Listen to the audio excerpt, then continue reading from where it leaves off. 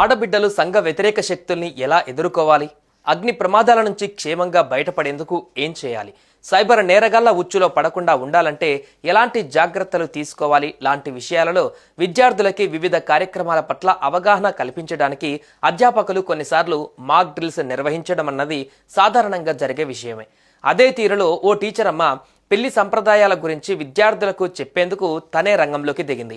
ఇలా దిగడమే ఆమె ఉద్యోగానికి ఎసరు పెట్టేసింది. ఇంతకీ ఆ యూనివర్సిటీలో ఏం జరిగింది? పెళ్లి కూతురిలా ముస్తాబు చేసుకుని ఇదిగో ఇక్కడ చిరునవ్వులు ఒలికిస్తున్న ఈ మేడం గారి పేరేమిటన్నది తెలియదు, కానీ ఈమె పశ్చిమ బెంగాల్ రాష్ట్రంలోని మౌలానా అబ్దుల్ కలాం ఆజాద్ యూనివర్సిటీ ఆఫ్ టెక్నాలజీలో ప్రొఫెసర్ గా పనిచేస్తుంది.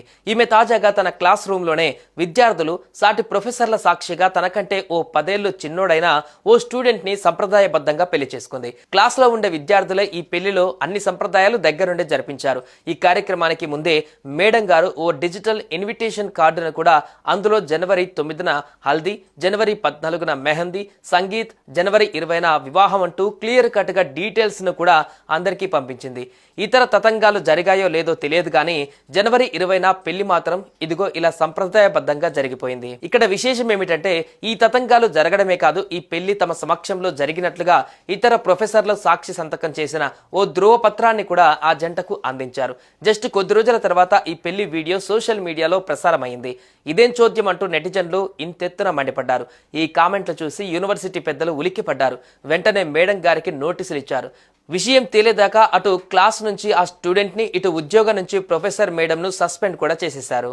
ఈ ఆర్డర్ చూస్తూనే మేడం గారు యూనివర్సిటీ వైస్ ఛాన్సలర్ తపన్ చక్రవర్తి దగ్గరికి పరుగులు పెట్టారు.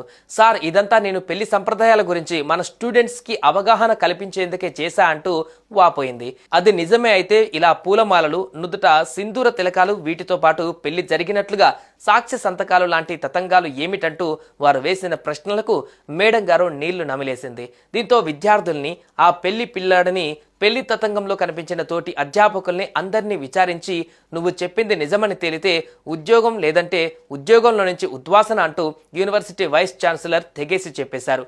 అటు కాలేజీలోని ఇతర ప్రొఫెసర్లు కూడా ఈ వ్యవహారం మీద ఆగ్రహం వ్యక్తం చేశారు. టీచర్స్ యూనియన్ ఏకంగా పోలీస్ రిపోర్ట్ కూడా ఇచ్చేసింది.